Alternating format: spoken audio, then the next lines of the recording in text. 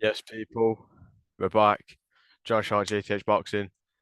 Let's just get things straight now. Yeah, this video. Yeah, right. We're talking about KSI. I know I don't normally make videos on influencer boxing, but we've got to talk about this. Just what's going on around it. I'm not even gonna really look at the rest of the card. I know there's a lot of outrage about the two big lads at the end of the prelims. But again, listen. At the end of the day, I'm not one. I'm not going to talk about any of that. Um, I want to talk about KSI. Right, let's just break. Let's just go back to the beginning. KSI always had a bit of a wild technique, a little bit too reckless. No one ever really thought of the fact that it might go against him in a way where he still won. Which is that how you say it? I don't fucking know. But yeah, it's just it's a bit sticky, and it's a little bit of a don't really want to get into that type of stuff, but. What's happened? So KSI first round, he kind of dominated Fournier. Let's not fuck about here. He looked decent, to be fair. He actually looked good. Not good, but he looked solid.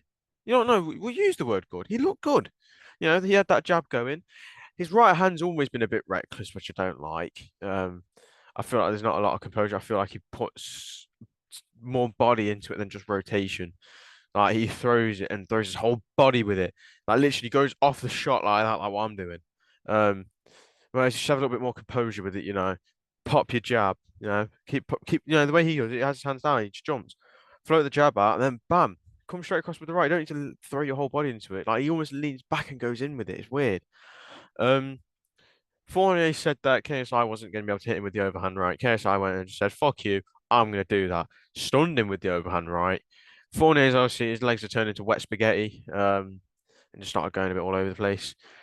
KSI's then threw a hook. Fournier's tried to step into clinch. Fournier's came into the elbow instead, so the punch has kind of gone like that. So imagine this hand, yeah. Imagine this is Joe Fournier's face. KSI's gone bam, and kind of claims he hit him with the glove, but did he though? Did he really? No.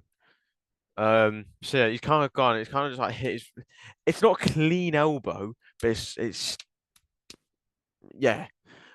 So what we got today is that Fournier's filed an appeal, an official appeal about the fight. Um, and post-fight was coming out with some ludicrous comments saying that it was intentional. No way on God's green earth was that intentional. No way. Um, Obviously, that's just the game. Fournier filed the appeal. We're gonna hear back latest. They said Friday. So Friday night, that I'll probably talk about that to be honest. Probably will. Um, a lot of people are saying disqualification. I don't think so. I think no contest is better. Because it wasn't intentional. However, it wasn't legal what KSI did. Like, let's not take the piss. It wasn't legal. Obviously, then to make things fucking worse, KSI has been asked about it post fight, and obviously emotions are high, so he's still going to deny it there. But I thought, he might address it, and he has said yes, the win is tarnished, but he still refuses to say that there was an elbow involved. Um, I can see why, but sometimes it's just better just to come out and just say, "Listen, I didn't mean to," because he did. Listen, he won't get any shit. I don't think he deserves any shit if he just comes out and says, "Okay, yeah, my elbow hit, but it wasn't intentional." Everyone can see that it wasn't intentional. The only people saying it's disqualification are people who don't know boxing, who just jump on it when KSI fights. And respectfully, don't fucking listen to those people. They don't know what they're talking about. Um, Obviously, everyone's like, "Oh, KSI needs to be disqualified. He hit him with his elbow." Look it back. You realize it wasn't intentional, and then you realize, and if you know how the sport works, intentional fouls, disqualification. Non-intentional and accidental fouls, no contest or no decision, whatever you want to call it. That's the result that will probably get given if the appeal goes Fournier's way. Realistically, it's Fournier's way if the fight gets overturned. Fournier's going to come out and say, "Oh, it's intentional." It's not. He didn't mean to. No one's just going to be there. Like KSI knows the sport. He's not just going to be there, especially when you've not done that much to get under his skin. If he was going to elbow anyone in the ring, it was going to be Joe Weller or Logan Paul, because that's where there was genuine, genuine beef. Not, yeah, genuine. There was actually beef between them. There's no real beef between KSI and Fournier. Fournier just wants a bit more money. and KSI just wants to prove himself by, labeling a 40-year-old man as a 9-0 WBA rank, blah blah blah. Fournier was never all that anyway. Let's not take the piss. He was never all that. But it's a good test for a man like KSI. It's a very good test for a man like KSI. Um, so yeah, appeal. See what happens. A lot of people saying rematch. A lot of people are saying no rematch. I think regardless of whether it gets overturned or not, there's no point in a rematch. Let that controversy be controversy. It was a one-way fucking system anyway. KSI was gonna fucking win. It was a one-way street that Fournier went into. The second he got in that ring and the second KSI got in the ring, it was wraps. No way was Fournier ever. Even before, I was sat there thinking when watching it. I was literally sat right here. My TV's here. I was just sat and I was like, you know what? Fournier might have a chance here. He really might have a chance. And I was saying it to one of my mates. Me and him sending voice notes to each other talking about it. And we were like, it was like, oh, Josh, what's your prediction then? Like, what we saying for the main event? And I was like, do you know what? I think Fournier might do it. I want KSI to win, but I think Fournier might do him. I think Fournier might have that experience. I was fucking wrong. I was not right at all. Fournier just went in there, just did fuck all. Did he shit himself on the big stage? I don't know. Does it matter? Not really. He's still loaded. He might not have all those girls that he had just stand with money guns for the ring walk. Um, but what's Fournier lost really? There wasn't a massive boxing reputation before the fight. If anything, even though he lost, he's still there. And even realistically, he does he have every right to a rematch? Well, if the result gets overturned, then yes. If it doesn't get overturned, then in a way, yeah, 'cause there's controversy. But will we see it? No, because it was a one-way street, like I said. KSI just needs to move on now. And if he wants to get on this quest for Jake Paul, I think he should also avoid Tommy Fury because I think Tommy Fury beats him. Do I think Jake Paul's better than KSI?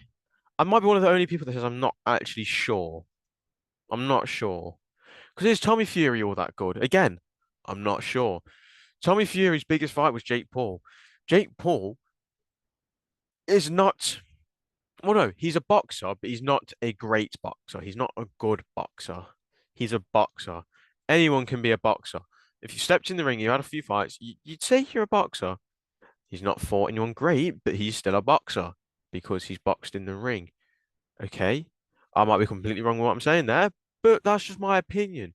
He's still a boxer, just not a very good one. Look at the way he's committed himself to the sport since he first got into it. No one, if anyone has the right to sit in a chair like me now and say that Jake Paul is not committed to the sport, they are fucking wrong. Because Jake Paul, think about it, he's brought numbers to the sport, he's brought more eyes to the sport, he's probably got a lot more people interested in the sport. And that's through him, and not just him. Obviously, you've got to look at KSI, look at all your other influencers, Salt Pappy, Deji, Swarms, Jay Swingler. You know what I mean? You know, but Jake Paul's gone to that other level. He's took fights. Like realistically, look at the fights he took. Yes, he's fighting MMA guys, but Jake Paul still should not be beating these guys. Ben Askren, okay, yeah. And Eson Gibb, 50-50. Nate Robinson, basketballer. But when you look at Woodley onwards, there's no reason for him really to be able to beat those guys. Anderson Silva, okay, he's 50, 40, 50, something like that. He's old, but still, like, mm, you don't expect Jake Paul to even have the fucking name to get himself in the ring with them, let alone go in there and beat them and drop them. Look at the way he put Woodley to sleep. No one, I've not seen anyone do that to Woodley. Look at what he did to Anderson Silva. He's still impressive for a YouTuber. He is a YouTuber, but he's also a boxer. I think we can keep it there. But back to KSI.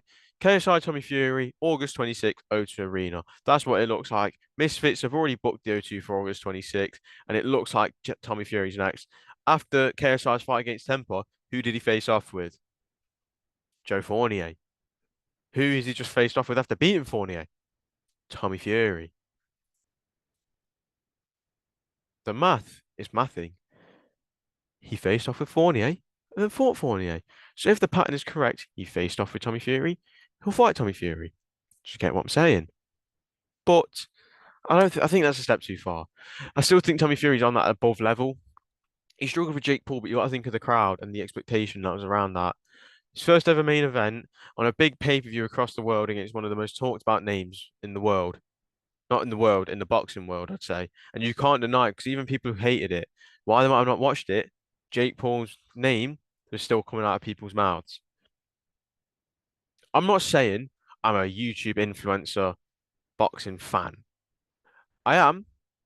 I don't know why I said that because I am. I am a fan of it. Um, but I think some people just take them too seriously. I think even these guys know they're not the best. They say it, but that's what you do. It's fighting talk, isn't it? It's fighting talk. It is. Um, but I don't know. Let people hate. At the end of the day, they're changing the game in a way, but not in the best of ways at times. We saw that with the two big lads, Wings and Buggy. Uh, yeah. But yeah, back to the main topic. KSI disqualification. No, no contest, possibly. We'll figure that out come Friday, and I'll probably be on here, sat here talking about it. But yeah, if you've enjoyed my waffle, like, subscribe, comment, turn notifications on, and help me get a sponsor, man. I'm still trying to get a sponsor. I am starting to get my way into the bigger shows, and the quality of videos I'm gonna try and improve the quality soon. I'm looking at my new getting a new laptop. I've already bought loads of new filming gear. I bought a new tripod and stuff. That's not gonna help me too much. The mic quality and the interviews is fine. The phone does a job, but we're gonna start improving and upping the levels. So please, please help me get a sponsor because I might be doing the David Adelaide card. I've sent in a press application. If I get on BT, David Adelaide, I want to make sure I'm looking good, man. I want to make sure that my content's looking good. I want to make sure that I'm providing you guys with the best interviews. But yeah, if you enjoyed, yeah, I've already said it, like, subscribe, blah, blah, blah, blah, blah. In a bit, people. Goodbye. Double salute. Come on.